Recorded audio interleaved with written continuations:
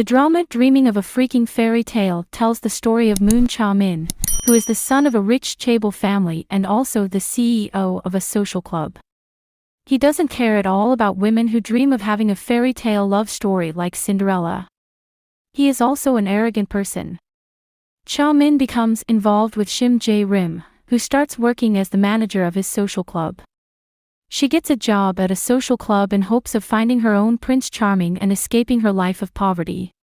The story begins when Jae-rim suddenly has to experience difficult times because her father passes away. Jae-rim feels that her stepmother only loves her father and doesn't love her. Her father and stepmother's meeting happened unexpectedly when she was little and they suddenly liked each other. So she was determined to leave the house as quickly as possible. Her father had prepared a final gift to her before he died. And when checked, there was a job vacancy paper as a manager at Cheongdam Heaven. He hopes her daughter works there so she can find a rich husband. Even so, Jae-rim didn't look happy with what she had just read.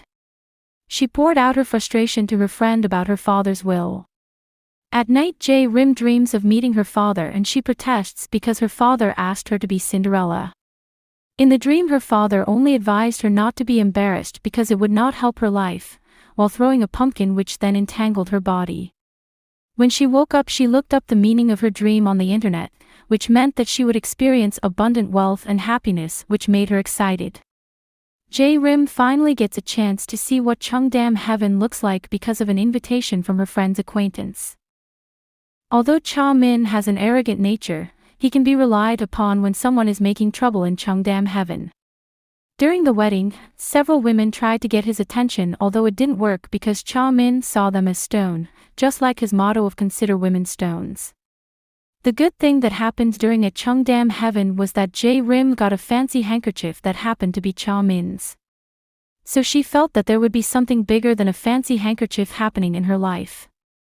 And it wasn't what she thought, as her stepmother announced her pregnancy and her father left so much debt that their house had to be foreclosed. She couldn't even realize her dream of getting into an art academy in the past, so she threw away her dream now. Jae-rim moves in with one of her stepsisters who is quite domineering and wants to take over the bed as her own. Not to mention her stepmother, who was exhausted from continuing to work while pregnant, made her feel like she had to quickly get a job. Now her stepmother has high hopes for her and promises to treat her well. She remembered the message from her father who managed to get a doll for her, that she had to try until the end because life is a game of chance. So she arose her desire to try to apply for a job as a manager at Cheongdam Heaven to get a rich husband like her father's will. To get to that day, Jae-rim fought hard to slim down her body. She diligently exercised, but that wasn't enough because her clothes still didn't fit even though it was day 5. Until she forced herself by not eating and only consuming sports drinks. The diet program she was running did not go smoothly. On day 1 she and her half-sister ate large amounts of rice because they had refrained from eating for days. The regret came in the morning when she was about to leave for her job application because her face became swollen. Even so, with her strong determination she hoped a miracle would happen to her. An unexpected incident occurred when Jae-rim checked her shoes and her shoes flew down and hit Cha-min. Jae-rim thinks she has finally found the man in question and thanks her father. But what happened instead was that Cha-min threatened to sue her for attempted murder, which shocked her.